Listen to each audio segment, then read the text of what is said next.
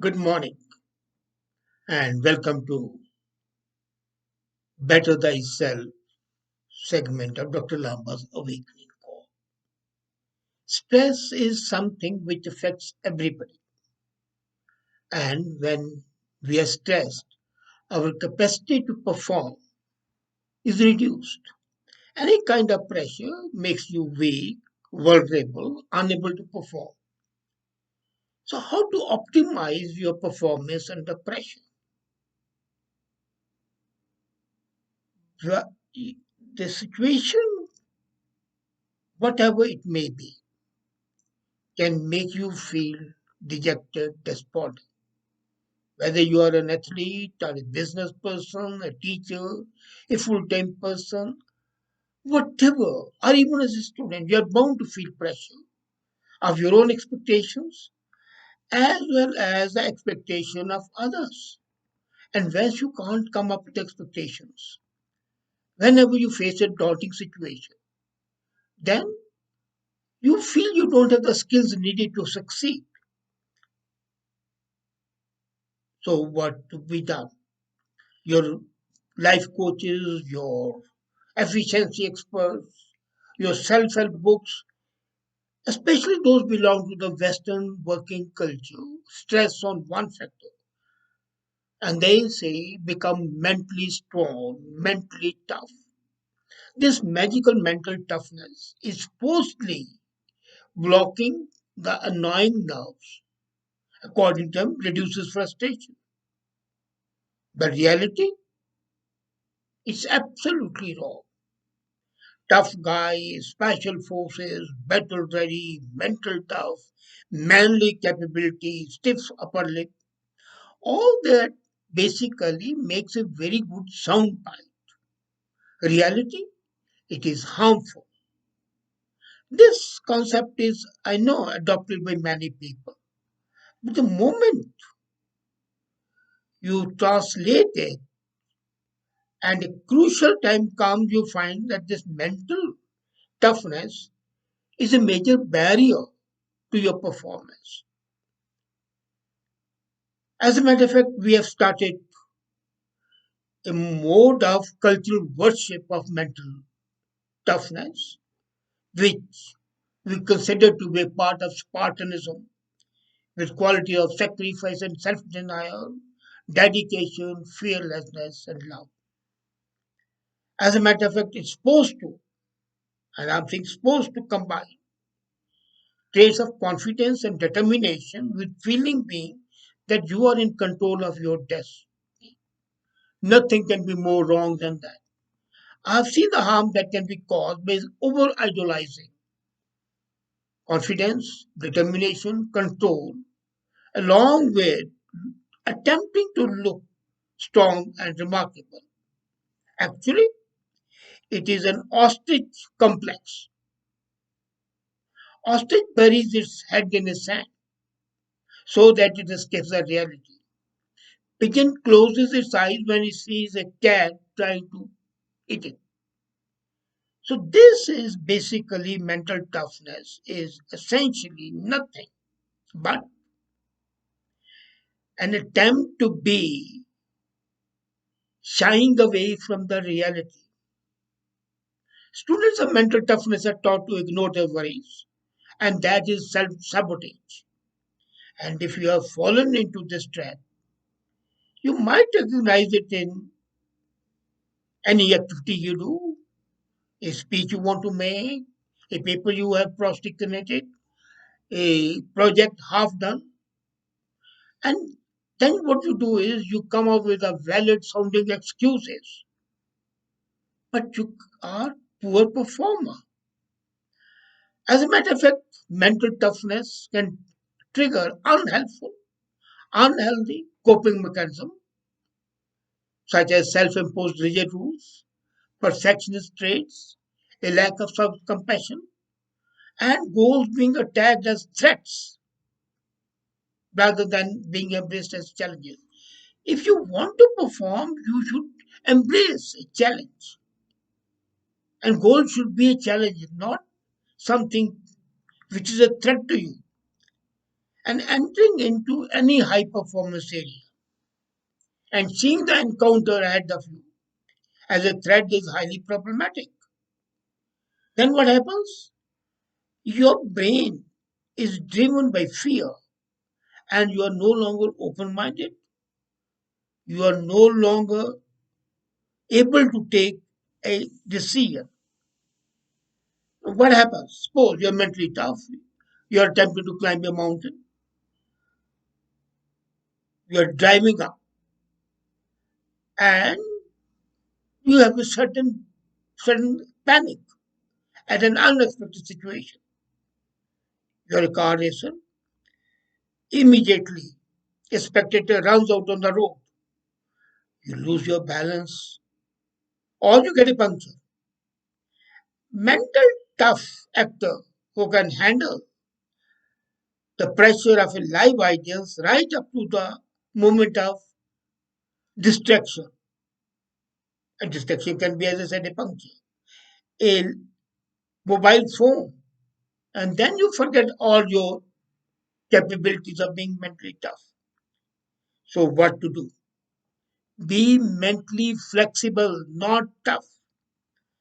I call it psychological flexibility, and I base it on the concept of ACT.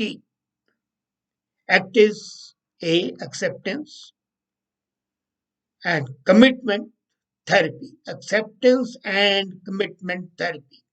It's basically an approach in psychotherapy that has grown out of cognitive and behavioral therapy and blends with your capability to cope with the situation. As a matter of fact, this is based on the Buddhist perspective. Mental flexibility is vital for coping with the pressure, with the stress. And when you have mental flexibility, you can bend and you don't break. With mental toughness, you break. With mental flexibility, you bend. It's a resilience, mental resilience. And mental flexibility is vital for coping with the pressure because if you want to perform brilliantly, you need to handle well with skills, with whatever is thrown at you, immaterial what the job is. Now, act is the ability to contact and counteract the present moment more forcefully as to change and persist doing what is desired and without sacrificing your values. The mention of value ends is very important here. When you are rigid or psychologically inflexible, you persist in your actions unless they are no longer effective in helping you achieve. And you are not aware that they have become useless. With flexibility, you can switch between strategies based on the demands of each situation. You don't have a cast iron armor. You're flexible and you make decisions how to act in line with your values. Mental flexibility is, in fact, associated with superior performance, better mental health. And I remember in 2006, a psychologist Hayes had done an analysis of 32 studies, and then he found that this mental flexibility, this acceptance and commitment to time was most important. And the same principle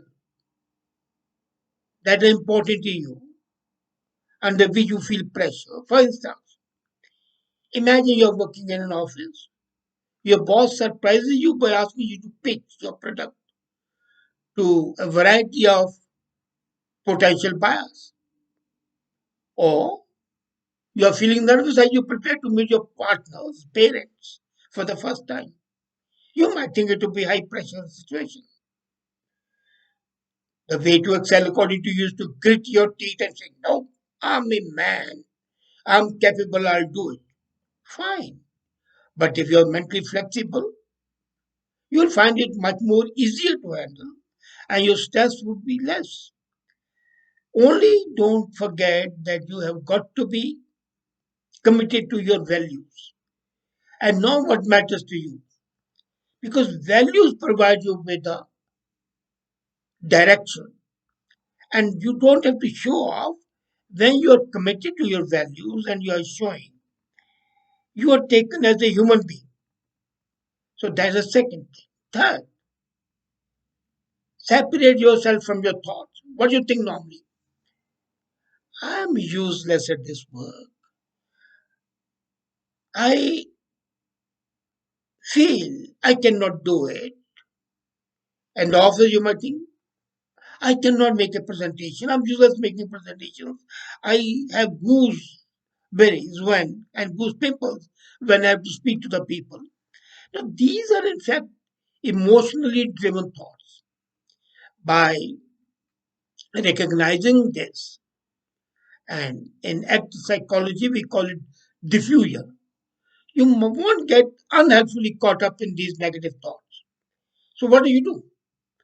You separate yourself from the thoughts. Let the thoughts not come to you. So the first thing is to notice the unhelpful thoughts that are rattling around your head. Don't dwell on that. Notice them, ignore them. You have got to be aware of them. And a visual way to think is to imagine your life as a bus. You are a bus driver. You are driving. Now there are half a dozen passengers sitting, and then there's you seem not to be sure. And then they start giving you advice. Turn right, turn left, go straight, turn then. Now this is up to you if you're mentally flexible, that you will follow your judgment, your feeling, your thought. Because those passengers are distraction. So you are the driver, and the direction of the travel is the values that you live by. And the passengers are thoughts or feelings who are to be negated, who should not impact and influence your judgment. Your job as a driver is to stay focused on the direction of travel and not be distracted by the noise and chatter of the passengers. But you can't knock them off from the bus. They would be there. The only thing is you don't pay attention to them. Another way to separate yourself from the thoughts is to repeat an amusing voice like Minnie Mouse, something to yourself. Start humming, start saying something, and that will help you suck out the negativity of negative thoughts and clear your mind. And then it might sound silly to you, but you can indulge in a distant self talk. For example, you're playing tennis. So instead of saying that I'm weak with my first serve, at some distance, I used to think that my first service is weak, but not now. When you are a step further away from negativity, you would get to see I'm noticing, I'm thinking, but it's not real. The same principle applies to the context, as for example, an office.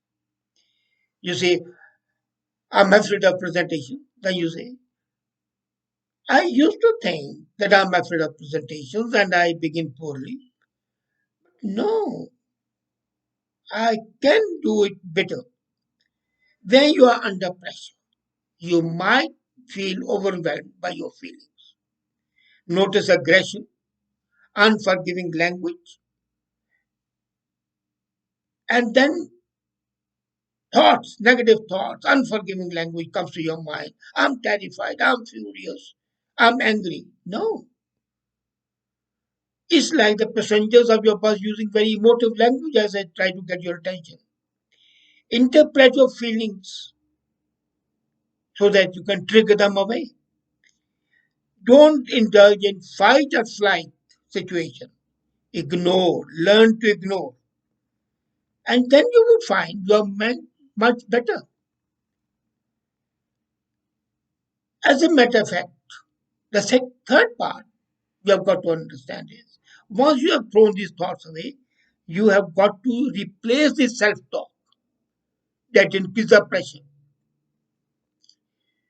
We are taught right from the day we are born the value of should. You should do that. You should act this way. These norms, they're stupid. They kill you. They're counterproductive, especially when you're under pressure. Should, ought, required, this is wrong. So, such normative words should be a red flag to you. As a matter of fact, the moment you are having should, you are told to do something which is not proper. So, use a broader vocabulary of emotional language and avoid pressure talks of should. Now, what to do? Replace the words like should, must, have to with more open words like I notice, awareness, opportunity. Now, when you move towards gentle language, you can adjust to the demand of situation much better. You should tell yourself, or rather, you should be aware to tell yourself that you can impress your boss, impress the audience by being what you are. Authenticity. I have always been saying be authentic, be aware of yourself, and then should is not important. And last, break your rules. We always set rules, parameters. Rigid thinking and routine can increase feeling of pressure. Remove them. And this mental flexibility was well. You would find much easier if you just indulge in one thing. Every morning for 1 week, do something which you ordinarily don't do. For example, when you get up, instead of brushing first, why not have a loud laugh? Why not go out in the lawn or the balcony and have fresh air, perk you up, and then come and brush? Dinner time, you might want to leave the dishes for the morning. Why not clean them right away? So do something which you normally don't do. Simple. You wear a watch, so stop wearing a watch for a week. This only helps you to break the routine. And then, last, and which I referred to earlier, identify and remember your values. Do not forget your values make you, and those values will stand by you in the time of pressure. So, key points to sum up. First is mental toughness is bad, it's a wrong approach. Instead of being tough, be mentally flexible. Second, separate yourself from your thoughts. We all have difficult thoughts, but we have got to learn to notice and accept, but not respond and react. Next, practice labeling your feelings more accurately. To avoid becoming overwhelmed by negative emotions, focus on improving your emotional literacy. Then replace a self talk that increases the pressure, replace it with non normative words like softness, awareness, opportunity. Break some of your own rules without breaking your values. And then keep your values intact. Don't forget, flexibility always trumps toughness. One way to motivate yourself is to develop more flexible thinking, to see how others who are considered tough have moved forward. And you would find that when they were flexible, they improved their performance under pressure. So why not you? These 8 steps which I've told you, if you follow them, you would find performing excellently, whatever the pressure may be. And that's what you want. So better thyself by changing your attitudes, and your performance will be excellent. Be sure of that. Thank you.